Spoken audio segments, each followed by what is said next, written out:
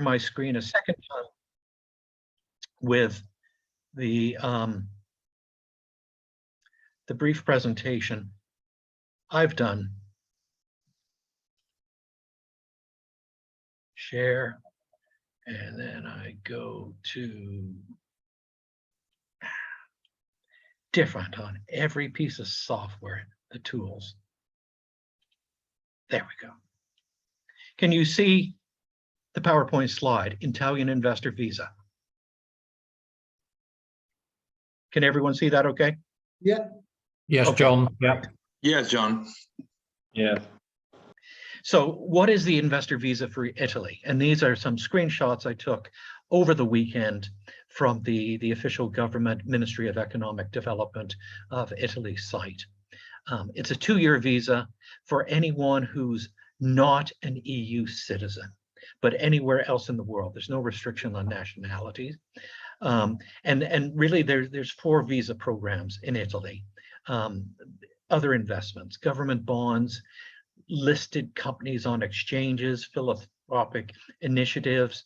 But the one that we're focusing on today, the picture, the second from the right, euro 250,000 in an Italian innovative startup. So if you invest in one of these companies that has been officially categorized as an Italian innovative startup, as the 5 companies who are presenting tonight are classified as, and you make a minimum investment of 250,000 euros, you're eligible to apply for Italian residency, which becomes permanent EU residency down the road. So something a little bit different.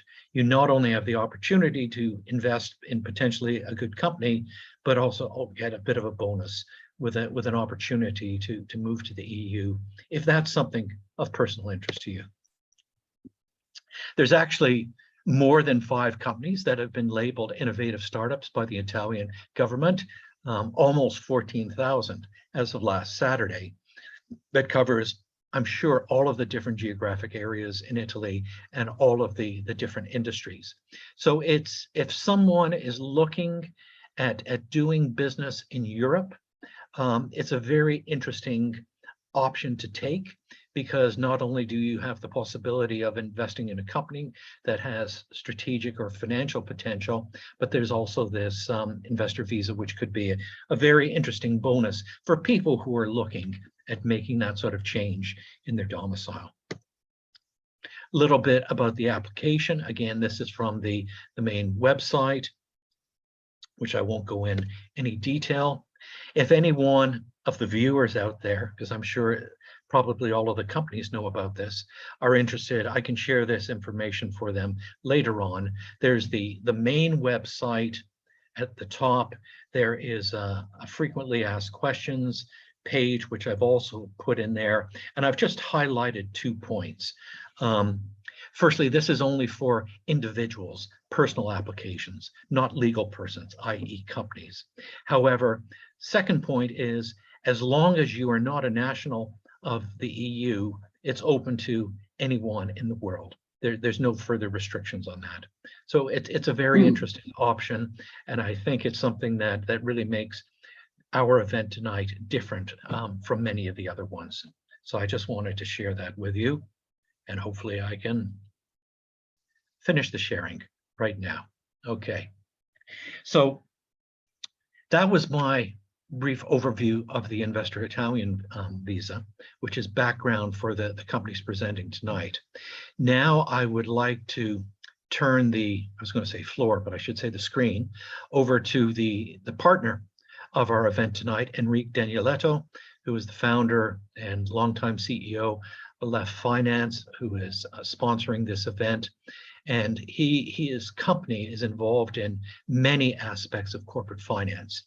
But of relevance to the companies here tonight, he has a particular pathway and service that helps early stage companies eventually get to a listing. And I thought this was a very interesting and relevant topic for the event. So Enrique is going to take a bit of time just to explain that process to us before we start the official pitch. So over to you, Enrique. Many thanks, John.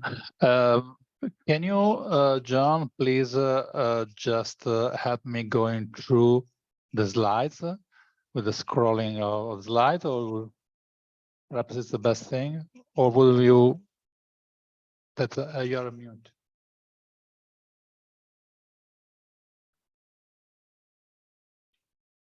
Otherwise, I can share my screen. If you can share your screen, it's probably easier. If there's Okay. a problem, I can. Okay, sure. Let me see. It should work. Wait.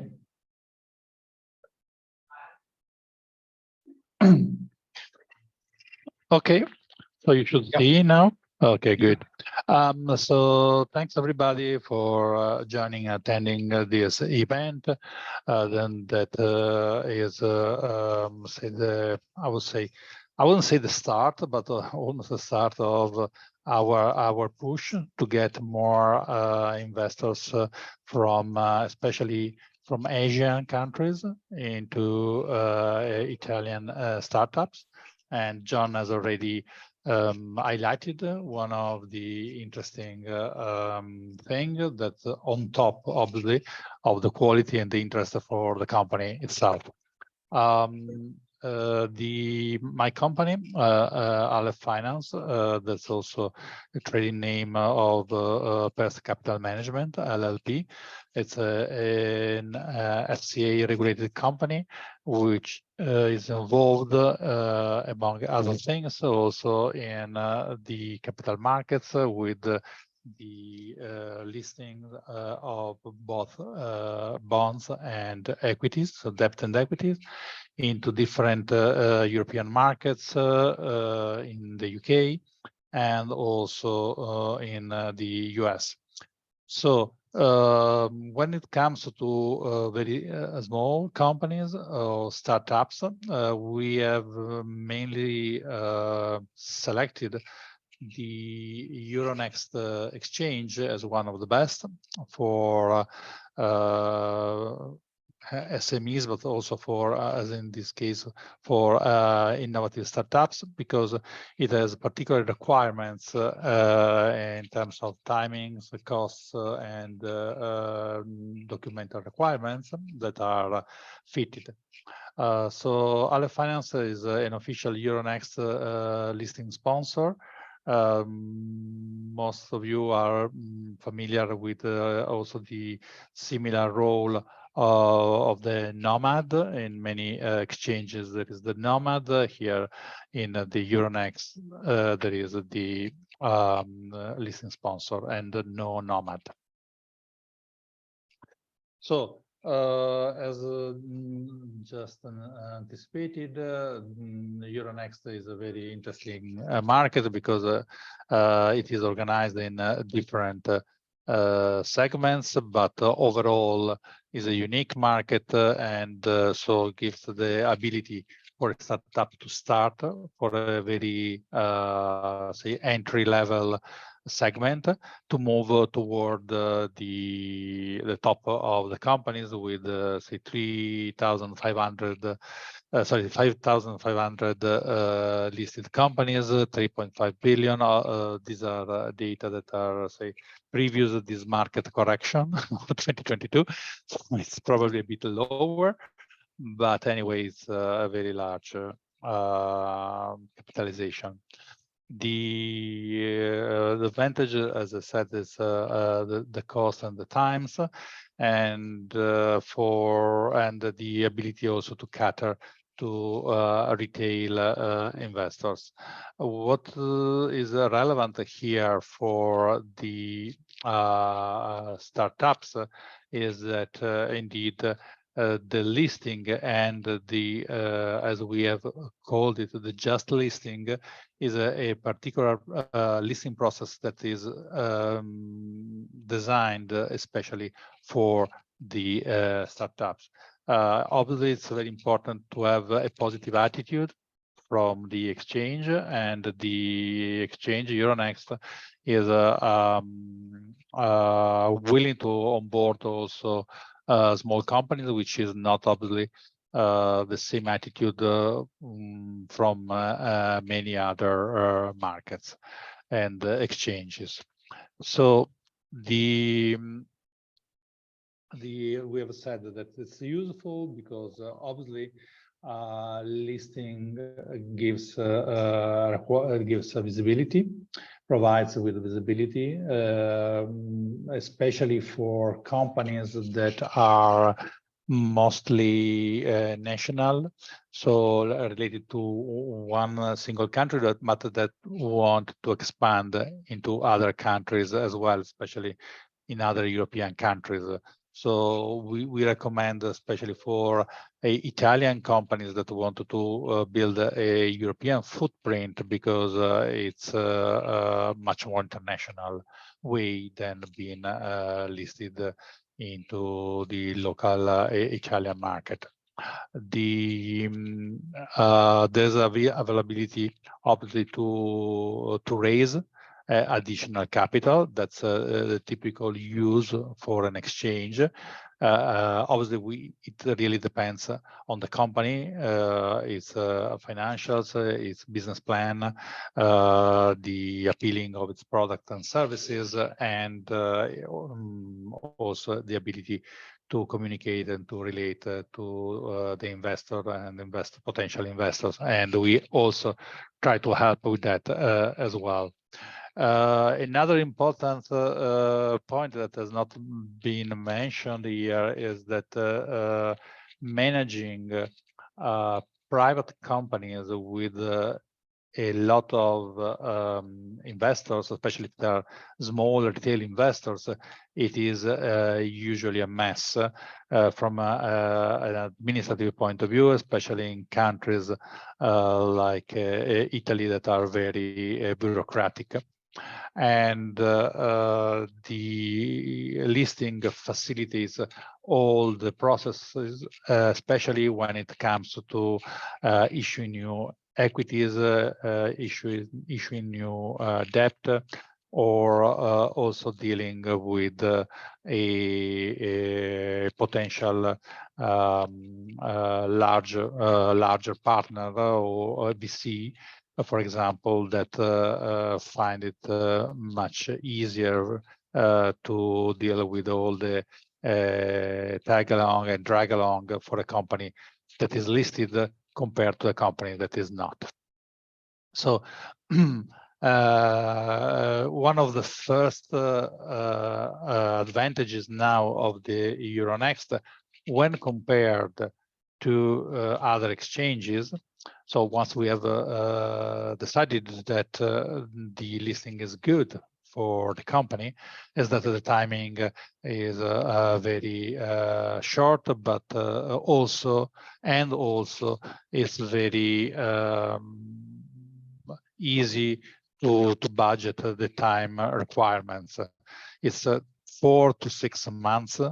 If all the documentation is ready, it goes to 4 months, and it is almost a certain time schedule. So no arbitrary delays from the exchanges. That is a typical situation in some other exchanges. I don't want to name ones, but I think we can think of domestic exchanges as very complicated to get a timeline to get listed or to get refused. But obviously, if everything is prepared well from the beginning, there are very low chances or no chances to be refused the admission. Another important characteristic I see in point 1 is that the just listing process that we have mainly crafted with our partner, crowdfunding partner in Italy, is that you do not need to raise capital at the listing time. So you can have a private raising of capital through, say, family and friends, or, for example, through a crowdfunding process. So a recent, we say a recent 3 to 6 month transaction, or like a crowdfunding campaign or a product placement, is sufficient to get listed without the process of doing a public offering, without the need to get to a minimum amount of retail investors, to have the minimum requirements of an institutional investor, which is typical of other exchanges. So Euronext, as you know, is made of different exchanges that have merged over time. We are particularly talking here about the Paris exchange, because it has in some way been designated by the overall organization to deal mostly with this kind of SMEs and startups. Following the acquisition of Italian AIM, now Euronext Growth Milan, obviously there is the chance to go directly to Milan exchange, or as some companies have already done, to be dual listed. Obviously, the dual listing Milan and Paris is quite easy. So these are the eligibility criteria that comes directly from the Euronext handbook. As you see, there are different segments. We mainly focus on the first one, the Euronext Access, and potentially the Euronext Access Plus, which are the two easy or easiest venues to be listed. We said Paris is the default choice. There's no requirement for free float. So we talked before about the no need for some amount of retail investors or float needed. The financial statements of the last 2 years, some cases could be last year only, and no need for audited accounts. Obviously, in the Access Plus, there's the need for the audited. Obviously, it's better to have the audited accounts, but for some startups, it couldn't make sense, it couldn't be worth. And anyway, it's a much quicker way to get listed. The accounting standard IFRS or local GAAP, an intermediary, which is a listing sponsor, and the information memorandum or the prospectus, depending on the size of the listing.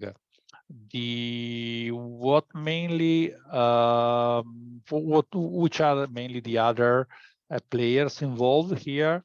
For the Euronext Access, there's an additional agreement with the local paying agent that takes care of the settlement of the transactions or in the shares that have been listed, and potentially you could have an investor relator, but it could be the same investor relator separate from the listing sponsor, or it could be the listing sponsor as well that keeps covering the company after the listing. Then, this is a self-promotional slide that mainly we cover all the issues. Sorry, another, obviously, Another provider that is needed is the law firm that writes the information memorandum or the prospectus.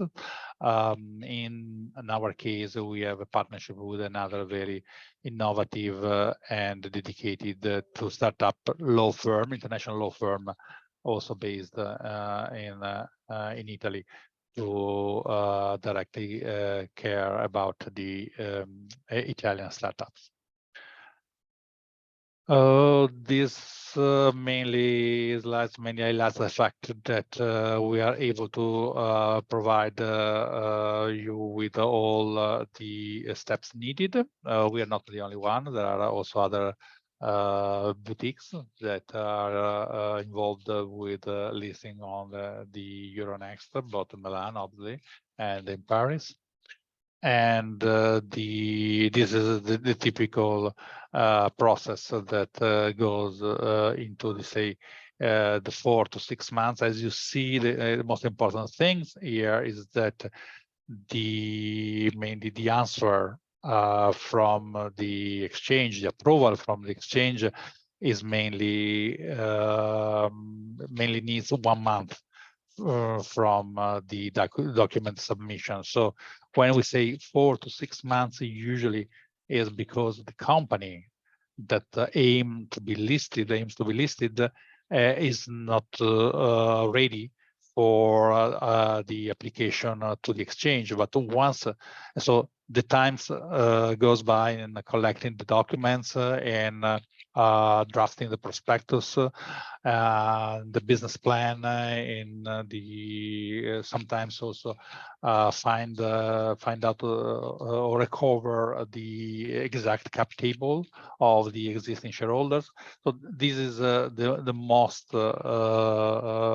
elongated time that it takes, but it could be really shortened in case all documents are in place, and the time to answer for the Euronext exchange, it's quite low and pre-definite, which is I think very, very important and appreciated.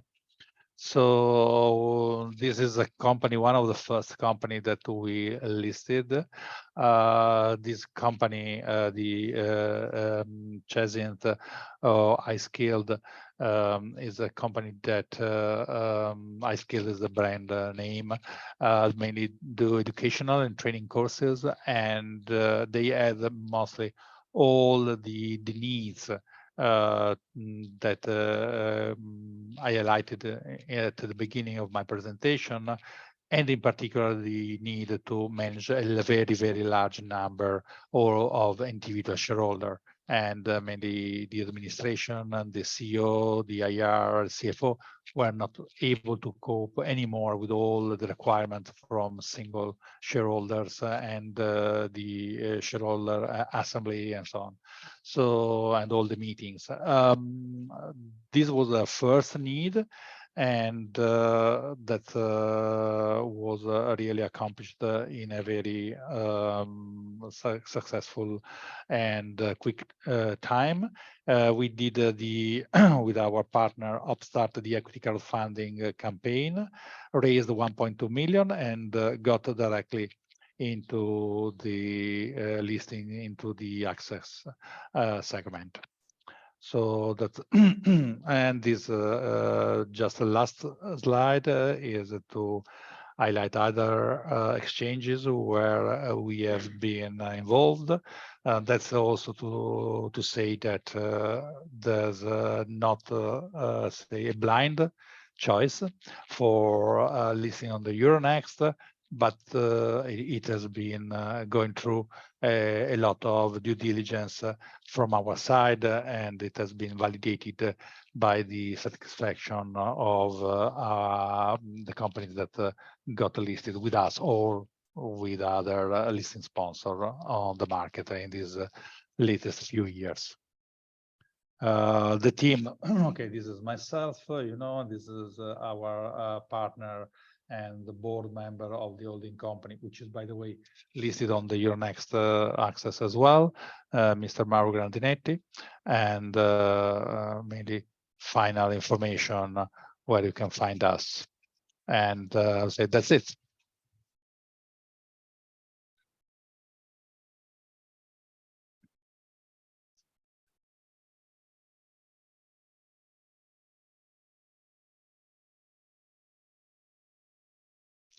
John, you're mute.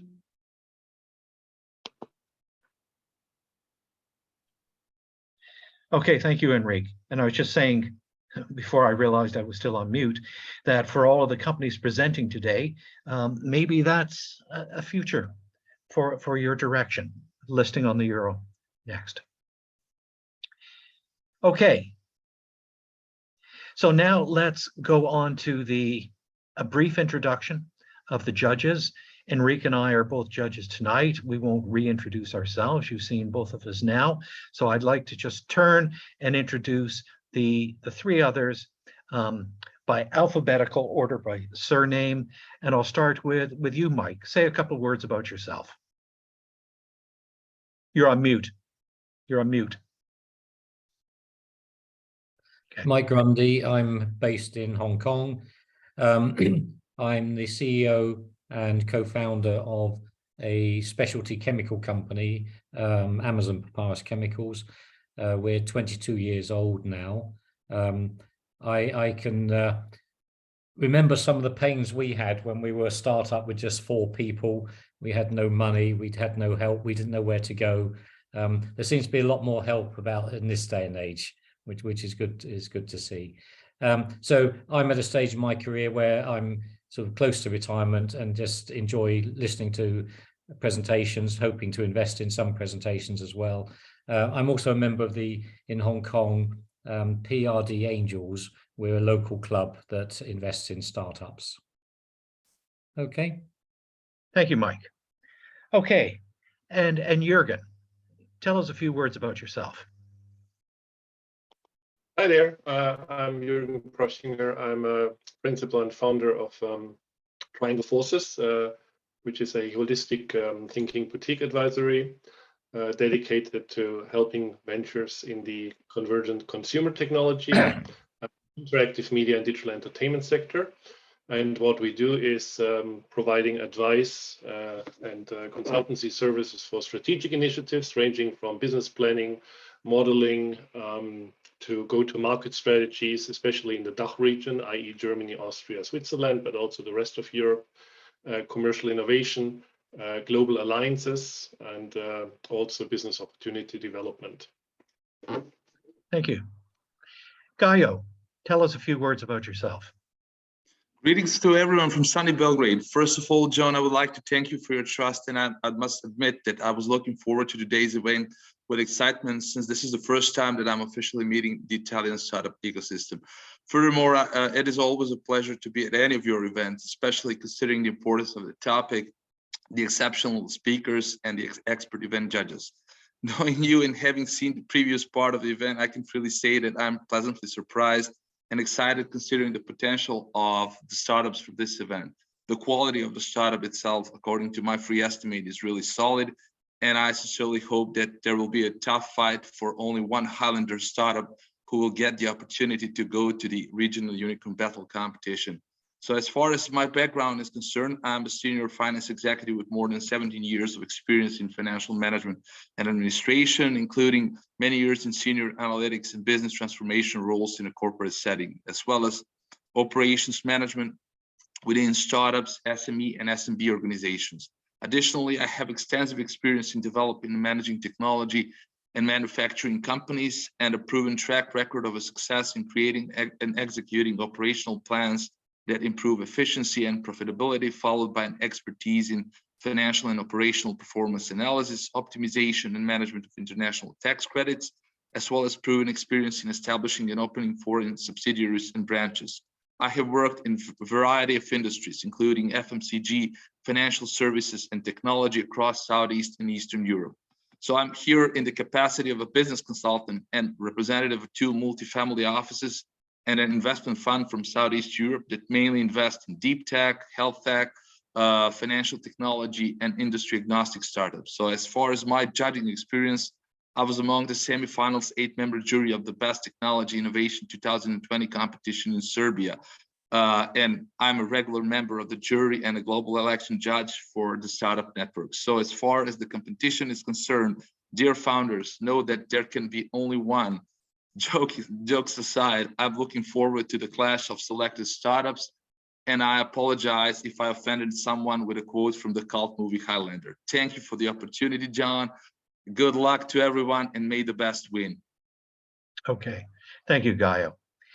So Maria, before we start with our first company presentation, I guess you're going to give a quick recap of the process and the voting. Yeah, thank you. Before we start our pitch session, let me tell you judges how to vote. Each of you has your voting link on your mail. Please be sure that you have it. Click on it. You will be redirected to the pitch session. And there you will see logos and names of each startups of today's presentations. And beneath each of these logos, you will have marks from 1 till 5, where 1 is the lowest mark, 5 is the highest mark. You will have a chance to change your mind until we announce that our voting is closed. So any confirmation button is needed. Just evaluate the investment potential of our participants of today. And if you have any questions, please use our chat and direct messaging me if there is any issue. And for our dear startups, I would like to remind you that you will have 5 minutes for pitching, and then you will have 5 minutes for question and answer session. And during your pitch, I will notify you 30 seconds before your time is out, that your time is out. So good luck to everyone, and let's start, John. Okay, it's 1946. I've arranged the companies in the order that they registered for. So let's start with the first company on the list, which is Canex. So please prepare your presentation and share your screen and start whenever you're ready. Ladies and gentlemen, good morning. I'm Carlo Negri Facchinello, a member of the board, and my family is the second most important shareholder of Canex. Thank you for your invitation. Let me introduce this whole startup because it's founded in 2019 in Milan and is a biotech pharma company startup based on extraction of hemp and other active principles from vegetables according to a CO2 plant. That's a particular kind of technology in fluids mechanics that grants a total green extraction of vegetable and high quality of product. So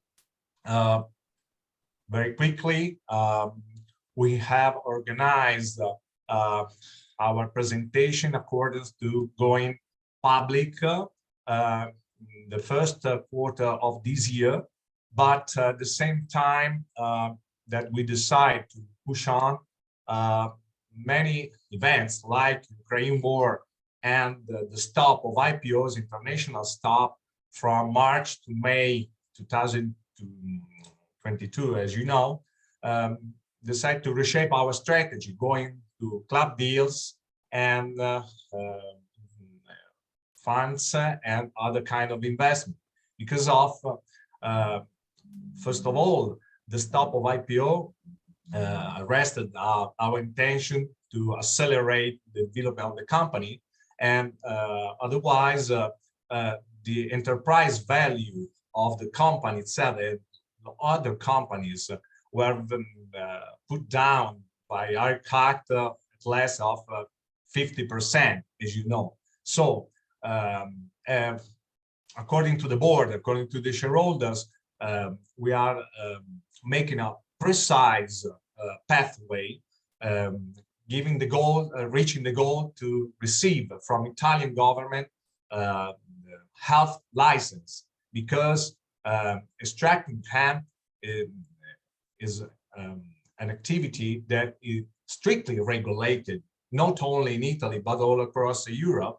And above all, the quality of our product is very important, because nowadays we are formally on Jadler side a nutraceutical, a cosmetic company, but the quality of our product is so high that you can use it as a therapy pharma product, but to apply the tag for for use on therapy, you have to receive the license from Italian government. You know, that's not only a formal question, you know, it's not only a formal matter, but we are very well arranged to reach the kind of goal. So the fundraising for us is very important because we have set up many steps to reach the goal.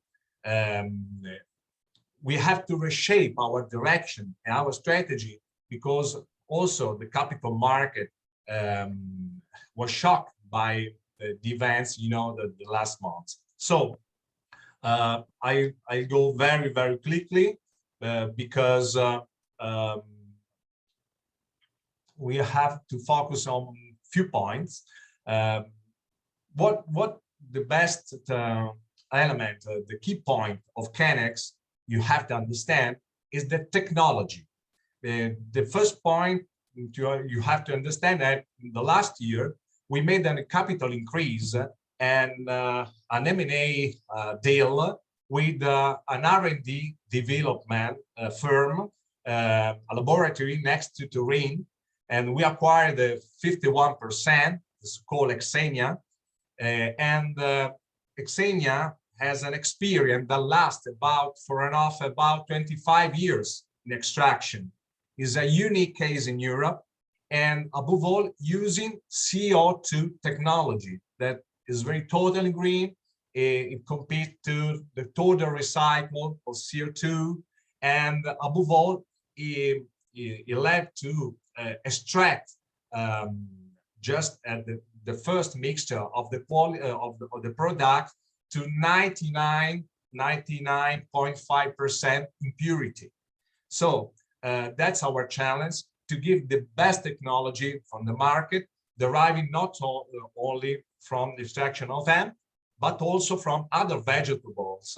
And we are focused now only in the hemp extraction because the market, as you can see at the following pages, I go through very quickly. You have 30 seconds, okay? Yeah, okay, as you can see. Wow. Okay. As you can see, from pages 30 onward, that the CBD, that the extraction with no drug principle particles on the product is very important.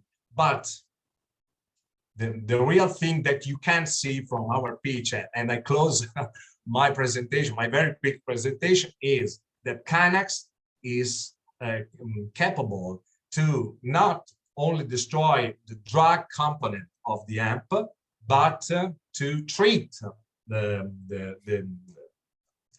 drug component for oncology regression.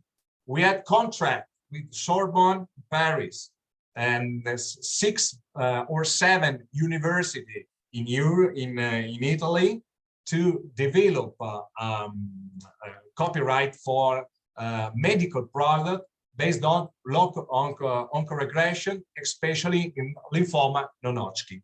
So I'm very sorry, but I have to stop my super quickly presentation. With me is Mr. Claudio Panza, with his Chief Commercial Officer, and we are at your disposal the following minutes for your Q&A. Thank you so much. Thank you. Okay.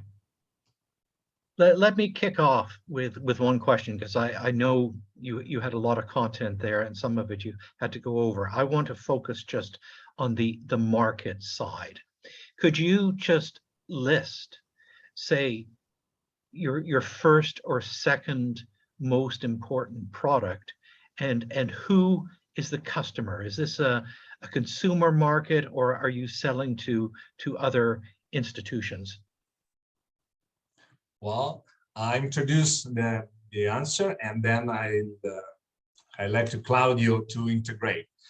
First of all, we focused just like till a few months before only to the B2B market. because of we are an outsourcer. We can produce the bulk of the extraction and quick sell or resell to intermediaries or a final customer that has government health license, because we have not. So we can make only outsourcing, first of all. Then into a few days, just talking about of the creation of our single e-commerce platform for activate B2C channels, okay?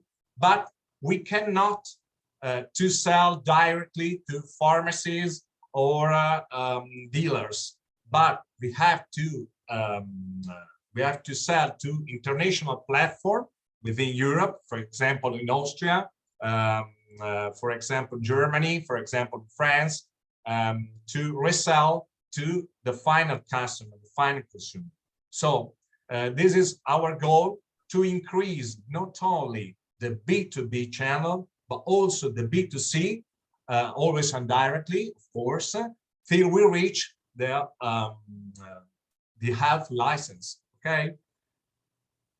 Okay. I don't know, John, if you are assured by this answer, or will introduce my fellow Claudio to remark some point.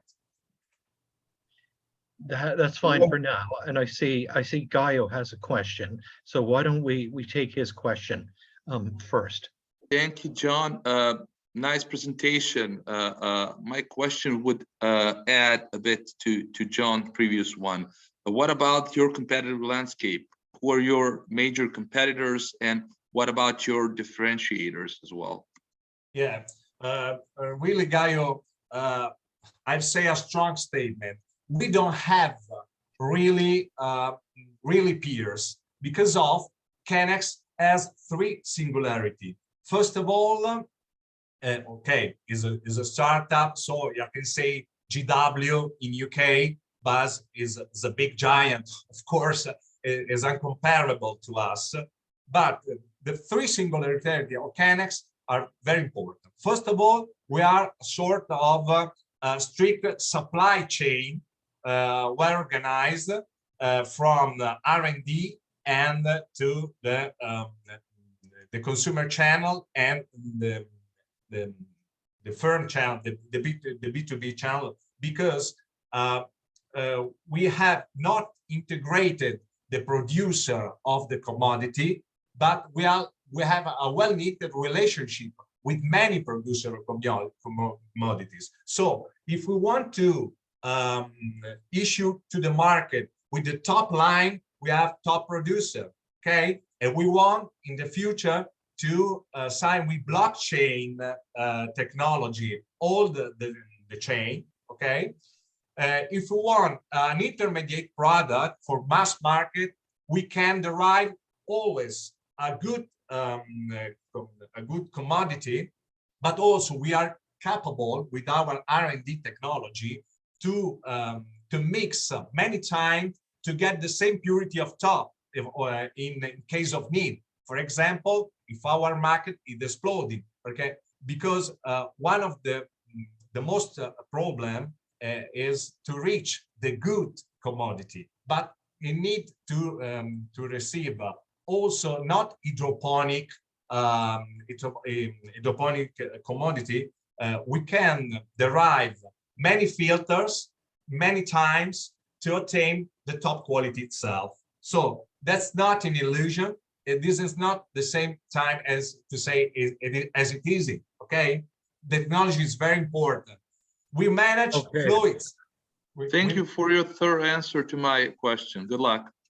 Let's take one last question from Mike for this company, and that will be the closing question for Kennex. Okay. Mike, you're on mute. You are on mute, sir. Sorry about that. Yeah, can you explain, will you be able to get a license to sell directly? And the second question is, what is your current revenue? Well, the path to receive a health license is quite complex, like many bureaucratic things in Italy, as said Mr. Danieletto before in the introduction. But we have planned good consultant, good advisor that have a large experience in this field. So to reach the health license, we have to make two main roads. The first one is to fundraising about 4 or 5 million to transpose our current state in R&D from industrial one, buying a large plant, okay, a large plant, and to prototype many steps that inspectors from health ministers from Rome will come and say, okay, first step is compliant, second step is compliant, third step, but we have to make within our block, we have to reach a surgery standard, you know, because you have to buy large plant. We have to pay some facilities around to create like a surgery environment, so pure, and therefore there will be many steps to verify the compliance of this single step. Okay, our current revenues are, the last year we reached 1.3 million.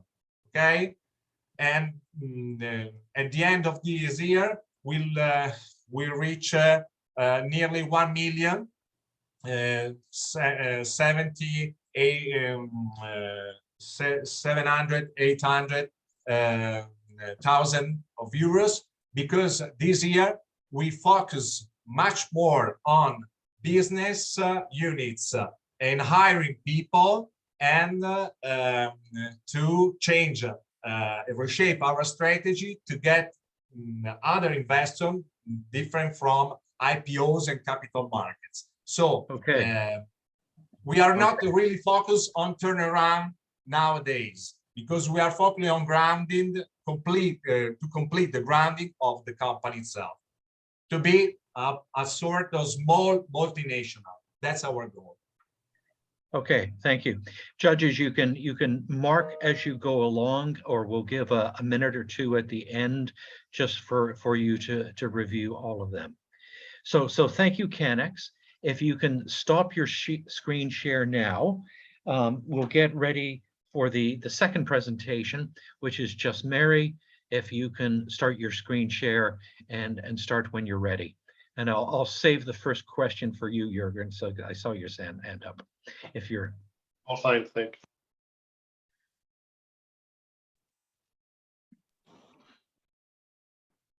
Good morning. Do you see Good the presentation? Yes. Okay. Just Mary is the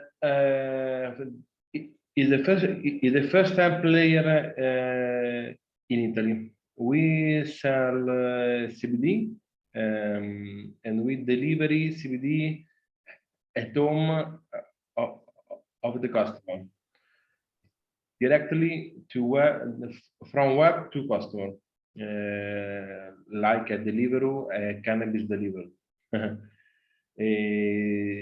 Just Mary work in 7 Italian cities, that is Milano, Monza, Torino, Roma, Florence, and Catania.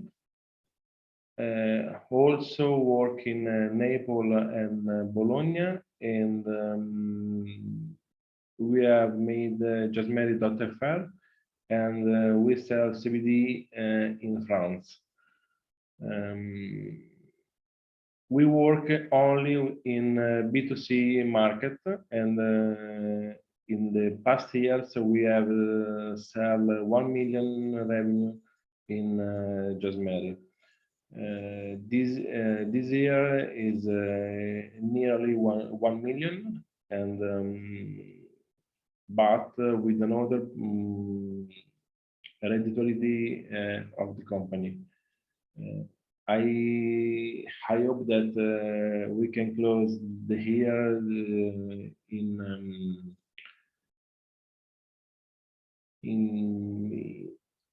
gain, in balance gain.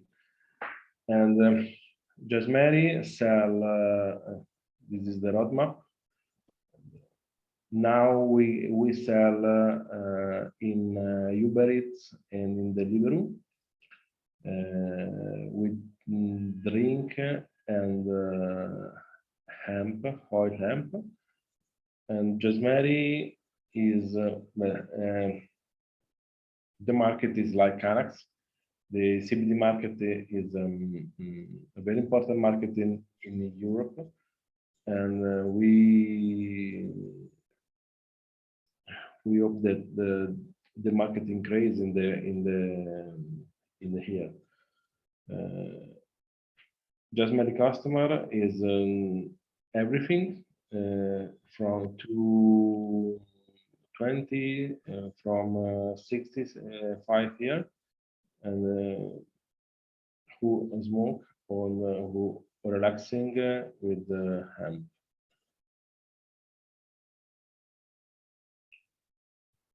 Just Mary sell like legal cannabis, oil, tea, popper.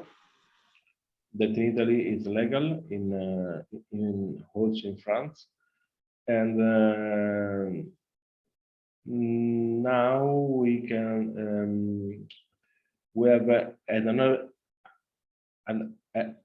project that we can cultivate hemp and sell it. Just Mary have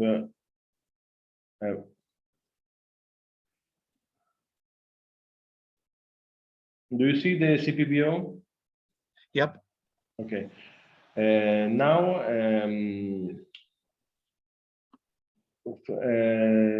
in this month we have received a certification of the one new species vegetable species that its name is Just Mary 1. Just Mary 1 is a species of cannabis light, like a bonsai, regular and brevettata. I don't know what you can Patent, me. patent, Matteo, patent. Scusa, Enrico? Patent. Patent, sorry. Is a cannabis sativa patented plant that we can sell in the supermarket, in every shop in Italy. Matteo, 30 seconds. Oh, okay. Now, Just Mary want to grow in this market, and we want grow in Italy and in the European market to deliver cannabis everything. I finish it. Thank you for the presence. Okay, thank you. Gaio, you're quick on the draw, so go ahead. Like a cowboy in a cowboy movie. Thank you, John.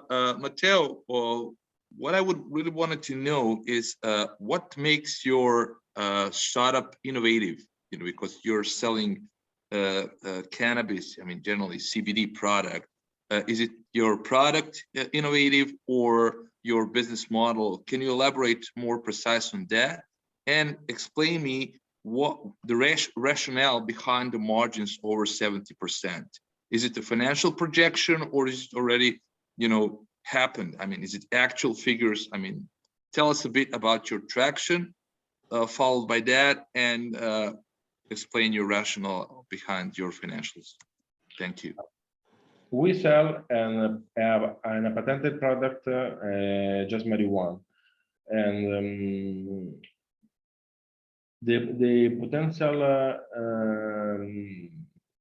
of Just Mary is that Just Mary delivery cannabis at home. The customer don't go in a shop and but when they stay at they return to work in front of television in Rolex, he can order cannabis, and we deliver cannabis at home. But now we sell a patented cannabis that is an innovation for us. So is it a new product? You know, the ones that is not offered by the competitors? That have a flower like a cookies parfum. Sorry, but I don't have a plant here. No worries. Can I just ask additional one? I mean, I've seen that you have raised progressively from each year to year, from 2018 by this one.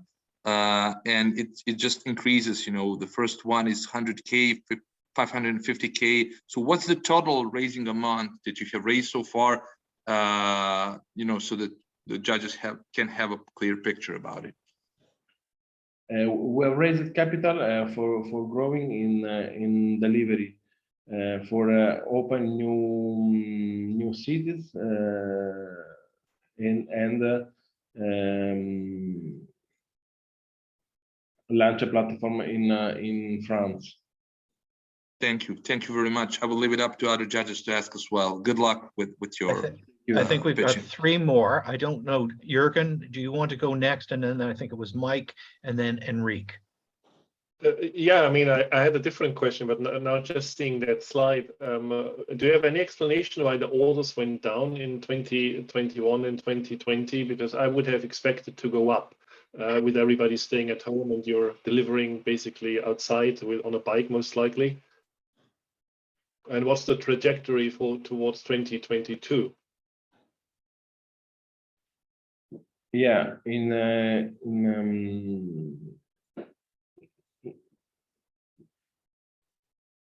sorry, I don't understand the answer. So in 2020, there were, according to this chart, 130 orders a day, whereas in 2021, there was 76 orders a day, or 47,000 to 27,000. What was the explanation for the big drop? In the 20, there is a COVID. The customer is at home, and we don't buy marijuana illegal, and the customer buy legal cannabis instead illegal marijuana. I don't understand.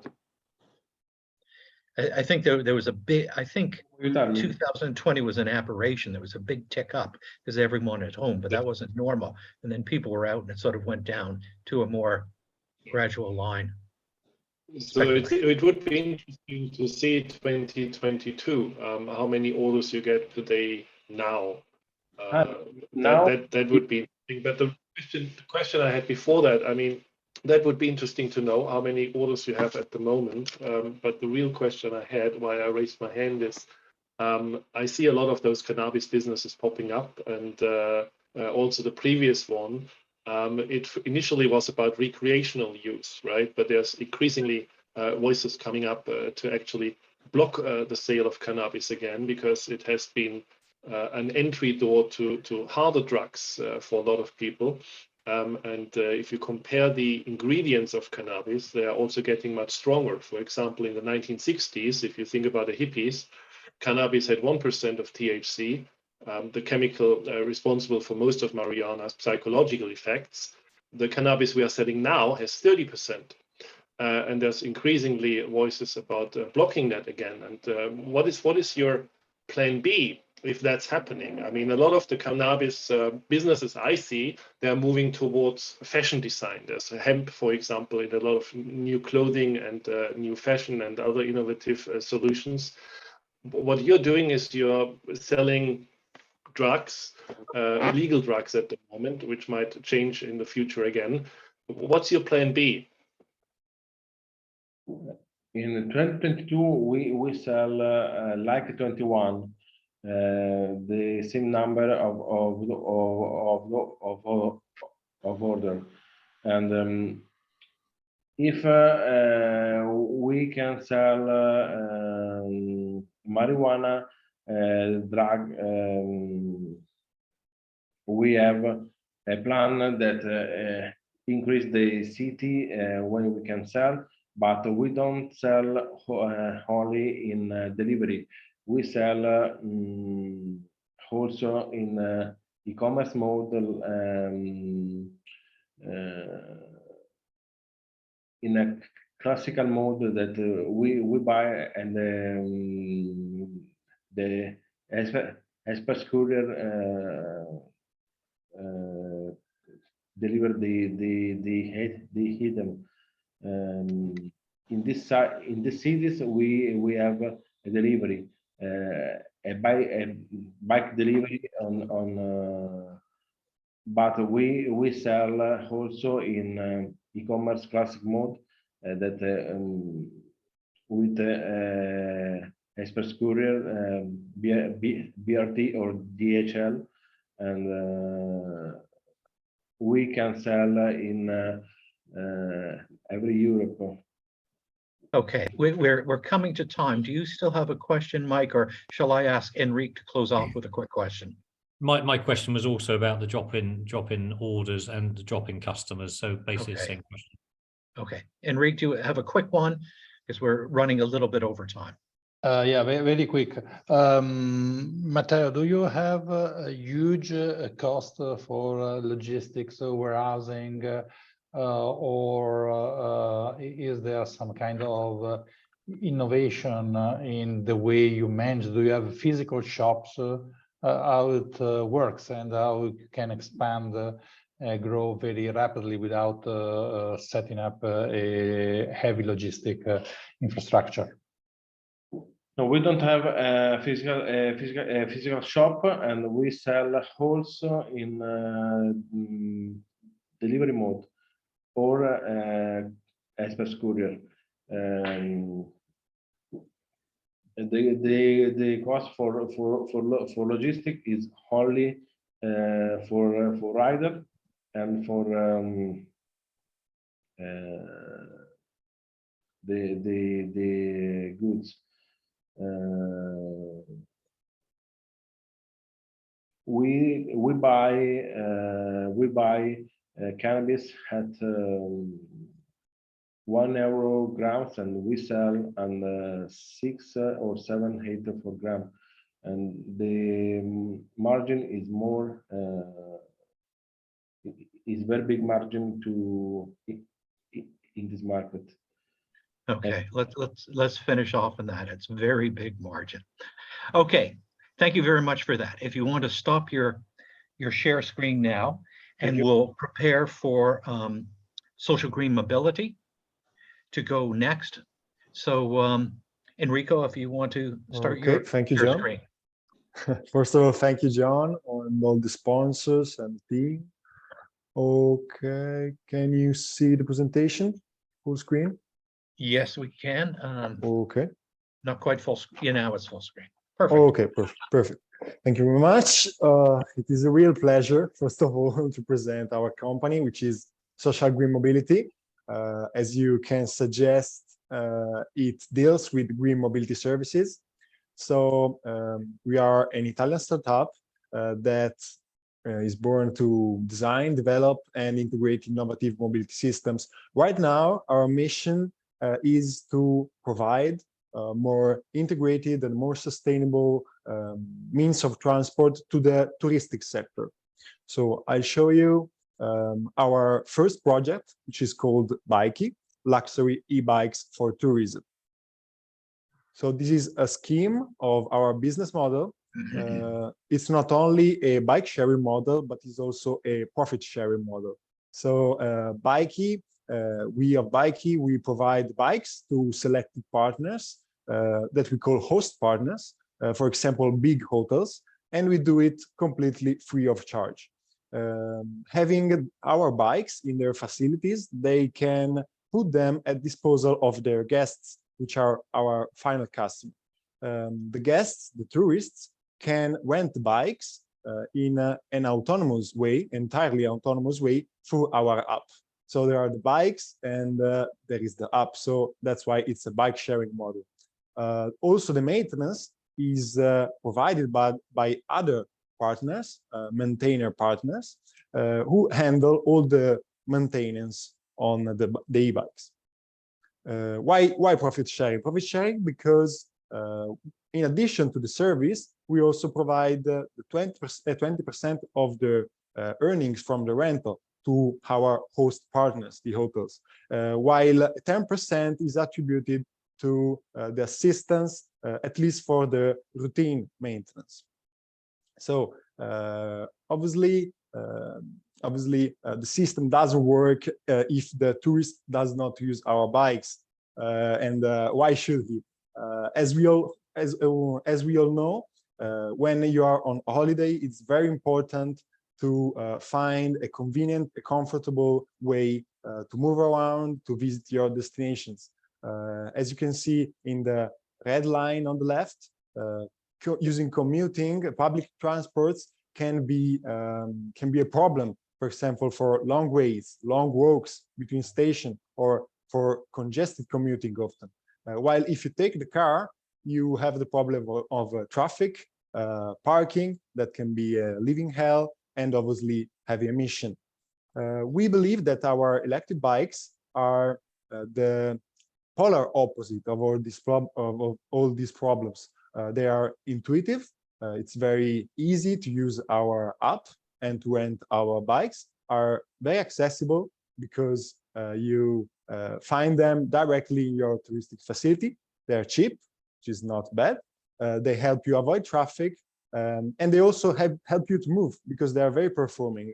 They reduce a lot the fatigue in comparison to a muscular bike. And obviously they are very funny, and they are a different way to enjoy your trips when you're on holiday.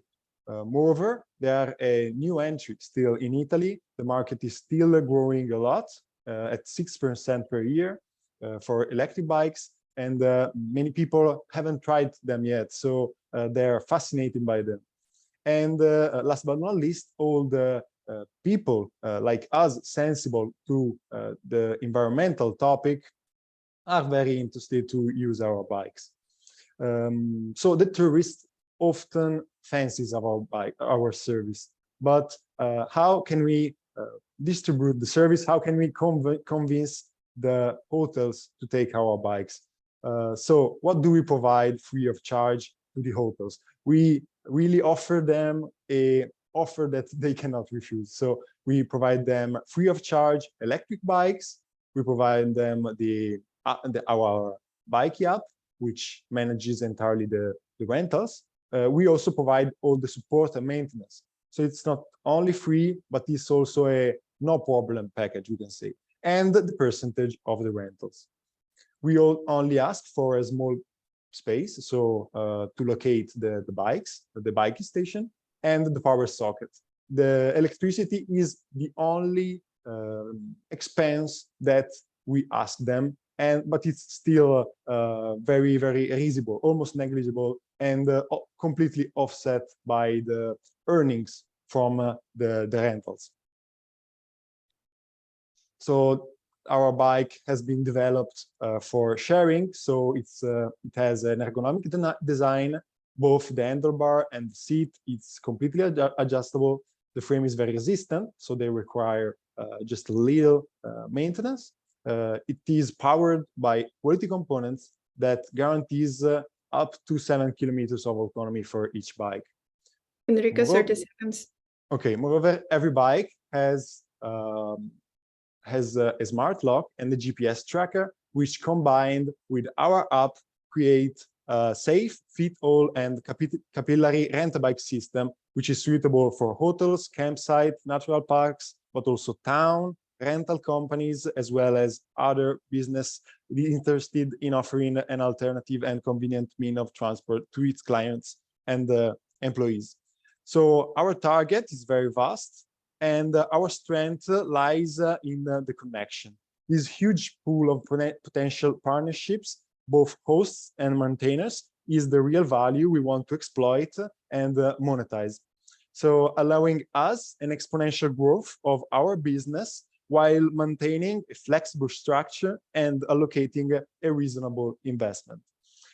Thanks to this, right now we are very small. We've just started. We tested our bike app and our bikes, but in 5 years, the business is expected to grow up to 6.5 million of revenue, with an EBITDA of 4.2 million, supplying around 500 host partners with 3,000 units distributed all around Italy. Thank you very much for your attention. If you have any question, I'd gladly answer. Okay, Enrique, why don't you kick us off, and then Gaio will follow you, and then Mike.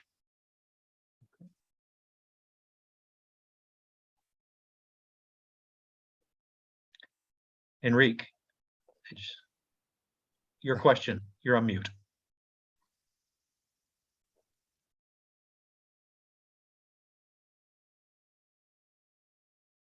Okay, it was the previous question that wasn't raised down, but okay. So I leave priority. There are many questions, interesting presentation, but please, people that as before me, and try to. Okay.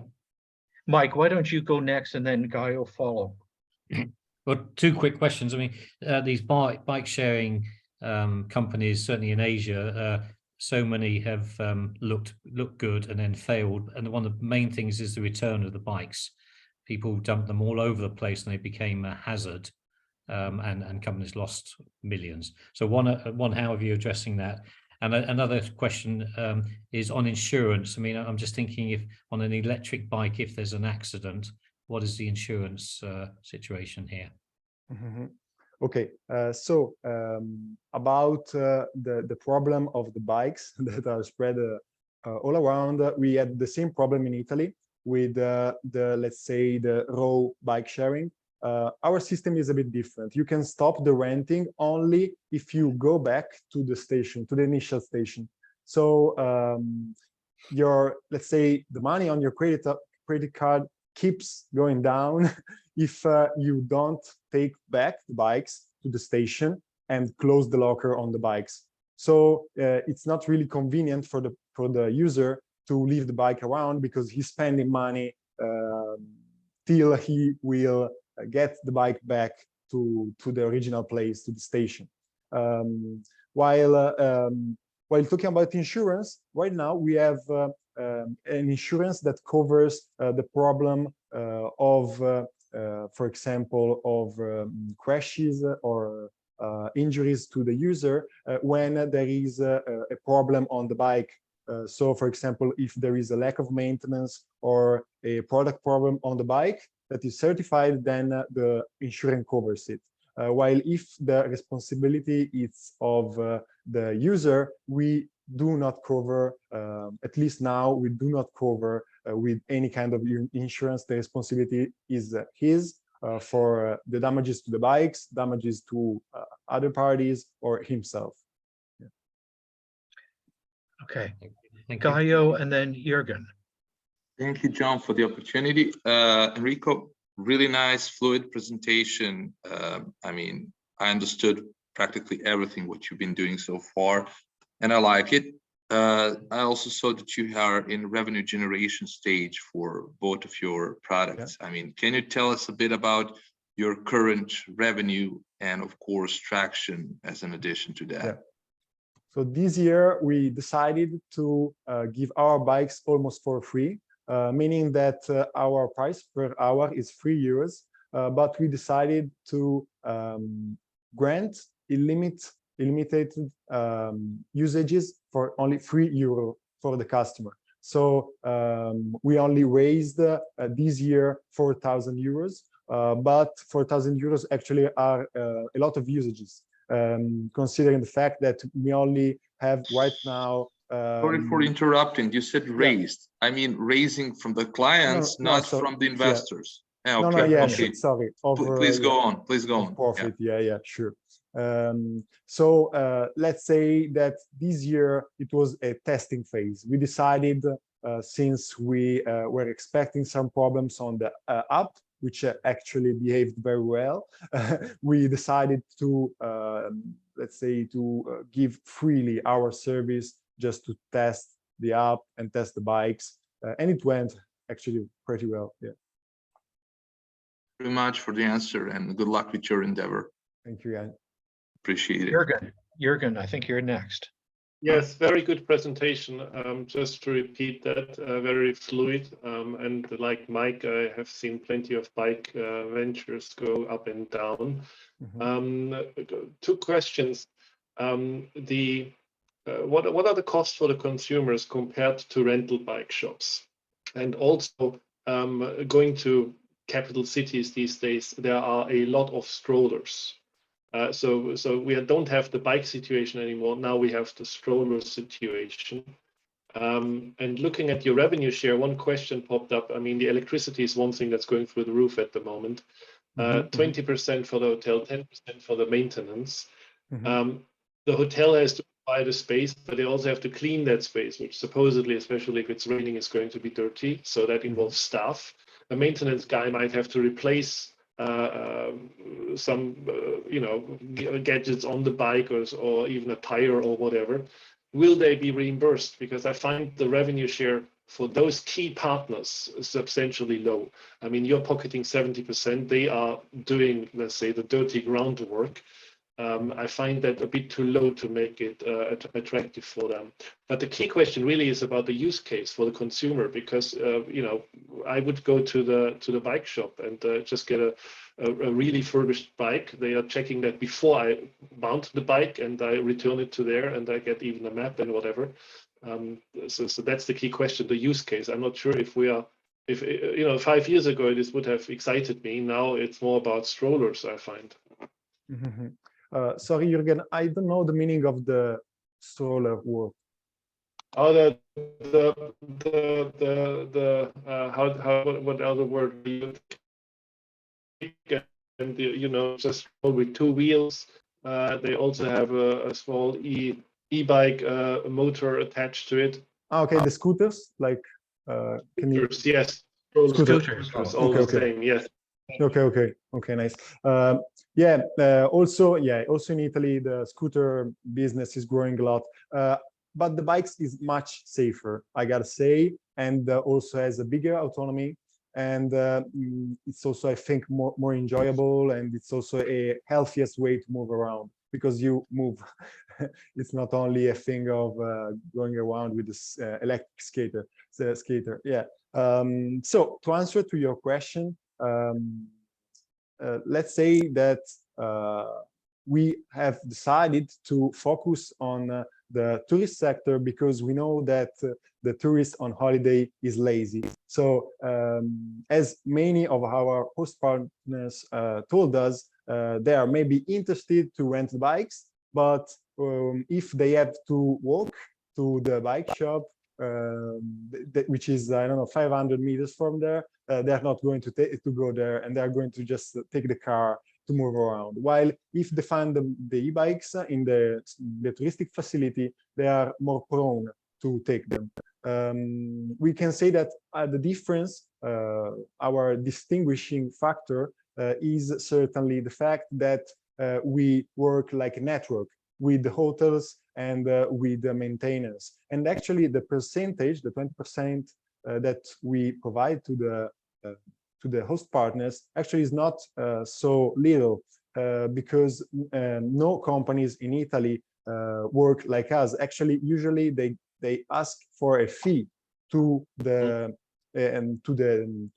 hotels, which are not their partners, they are their clients. So actually 20% is a lot. And the cost of electricity is true that increased like for 40%, a crazy way this year. But if you charge the electric bike every day for 1 year, still is around 20 euros. So the electric bikes is probably the less electricity consuming vehicle that you can find, much less even than the scooter, the electric scooters. Yeah. So we still believe in the electric bikes, and probably all the problems that the e-bike business had in the past is linked to maybe a business model problem.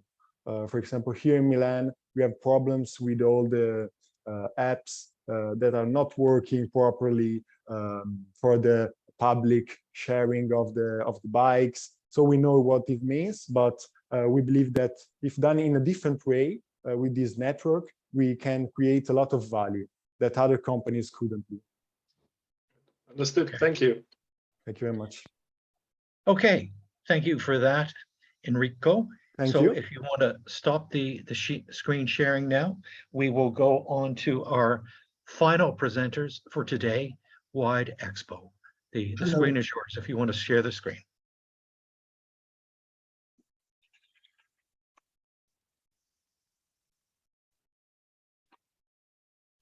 I'm just checking here the best way. Okay.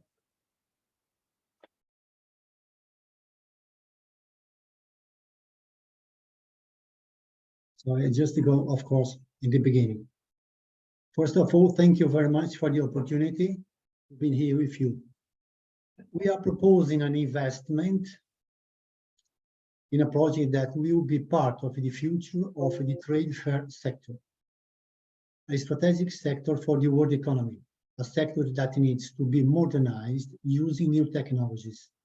Wide Expo will be a service company that, through its platform, will manage the virtual part of hybrid trade exhibitions, and at the same time, we will organize 100% of virtual ones, connecting hundreds of exhibitors to thousands of visitors all over Europe. Just to give you some ideas of the market. The expo market in the world, we have more than 32,000 trade fairs held each year worldwide, 300 million visitors, and a turnover with more than 200 billions. Is a huge market. The critical issues of the sector: lack of opportunities for both the exhibition centers and interested exhibitors due to limited exhibition space in the most important fairs. High stand costs allow startups and small companies to participate in a very few selected trade fairs. High travel costs and use of resources dedicated to trade fair participation. Waste of promotional materials, high environmental impact, and transport used, and generate a lot of waste. Our company will be a solution, a possible solution for it, with unlimited space, with hybrid virtual trade fairs, more accessible even for startups and small companies. Costs of virtual stand limited and accessible to anyone. Possibility of mobile participations for both exhibitors and visitors. Very low environmental impact in absence of waste and transport. Our business model. First step, business-to-business service. Office service offered to exhibition hubs, offering the Wide Expo platform as an additional service to traditional trade fairs. Second step, support the trade associations. Service offered to trade associations to promote fairs and exhibitions directly. And the third step, create the consumer channel by collecting data and contacts to build a global database with target profiles on each sector of interest. Is a value proposition with 360 degrees advantages for the exhibitors: savings on stands, travel and staff costs, exponential increase in contacts facilitating wider internationalization, possibility of participation in several trade fairs simultaneously, possibility of target marketing in the countries of major interest. For the visitors, time and travel cost savings, interact with all those companies that would not have attended the physical trade fairs, attend several trade fairs simultaneously in total comfort. And for the exhibition organizers, expanded the profit margin to include small companies and the startups that would not have been participated in the physical fair. Exponentially increase the numbers of visitors, including virtual ones, and offer a zero-impact parallel service. This is the main information regarding White Expo. And if we have time, I just want to give you some extra information. For example, it's important to remember that a small and medium-sized enterprise currently make up more than 95% of the industrial structure, and the cost of this attending traditional fair is often largest item of expenses in many companies' sales budgets. 95% of the European industrial structures are made with small and medium-sized companies, and our idea, our project, will help the small companies to, of course, go into the market. It's an easily expandable project. It will start in Italy, and in Italy afterwards, we will offer our service to various European countries, in USA and other markets. Fortunately, there are no other competitors offering our service, which will ensure a very attractive return of investment. If you have questions, please.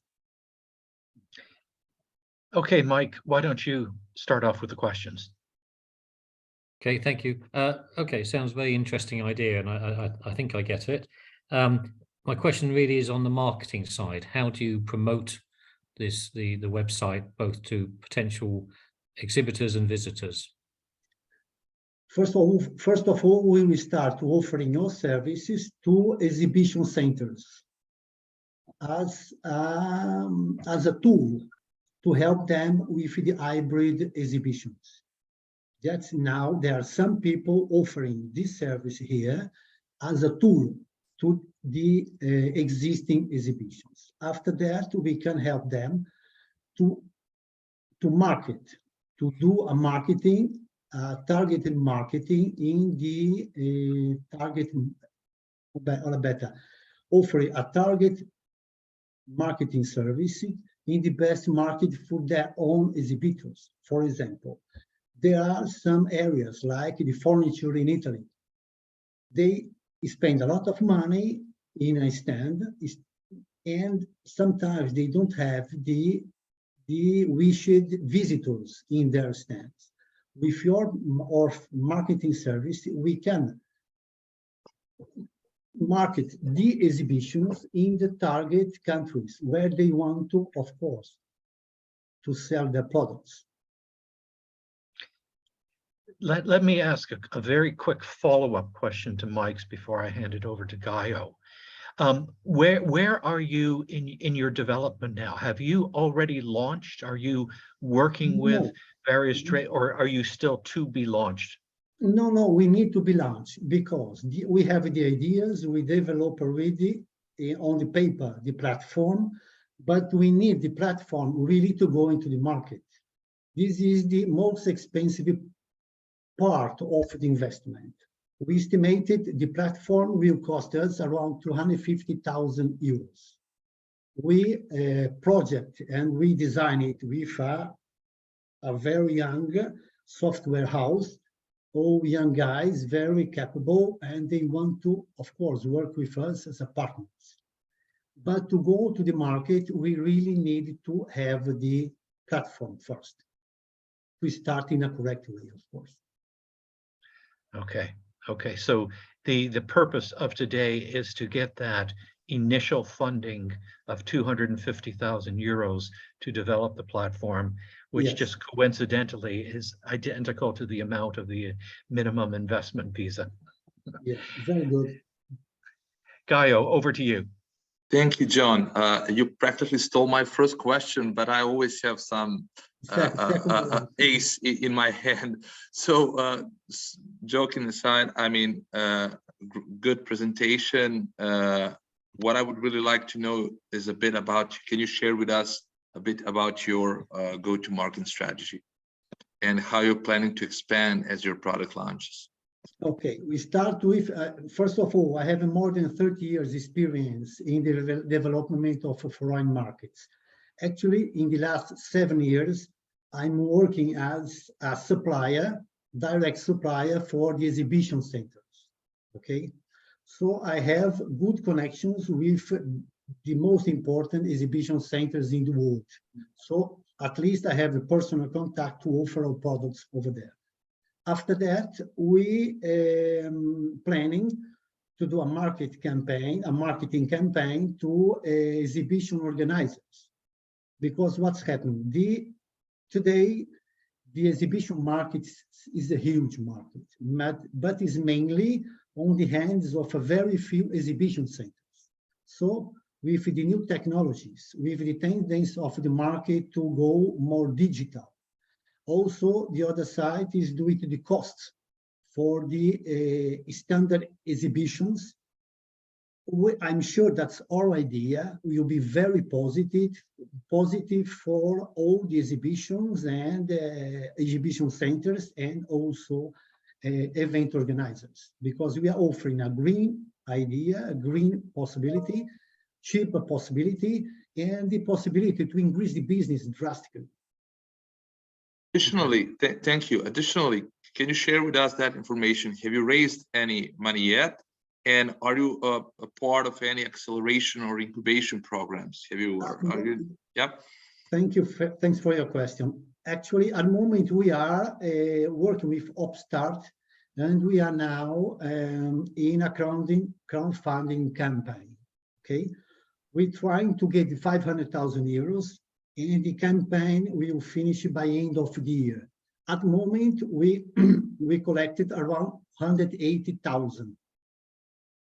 Thank you very much for the answers. Final question for Jürgen. Oh, no, I just wanted to say thank you for the opportunity. I will have to drop out a bit earlier. I have to catch a train, so sorry for that. But it was very interesting to listen to all of you guys, and we stay in touch through LinkedIn and other means. Thank you. Well, we've come to the end of our presentations.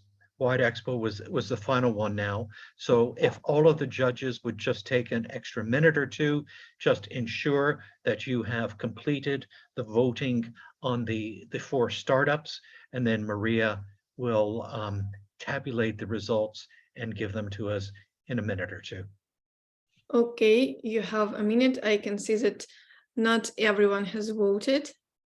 Please. If you haven't touched your screen in a few minutes, you may have logged out and may have to re-log in to input your votes. So, John, can I ask what happened with the third startup? I'm not sure how to pronounce their name. B-S-A-L-E-I-T. B-Salet. B-Salet, yeah. Yeah, they were supposed to attend. Don't know. Okay, so we will leave it unmarked. Yeah. Okay. Yeah, Maria's taken it out of the It had to be deleted. Please reload the page. Now I have removed from the list the startup, not to violate our algorithm. So half a minute. You can change now your decisions, your marks.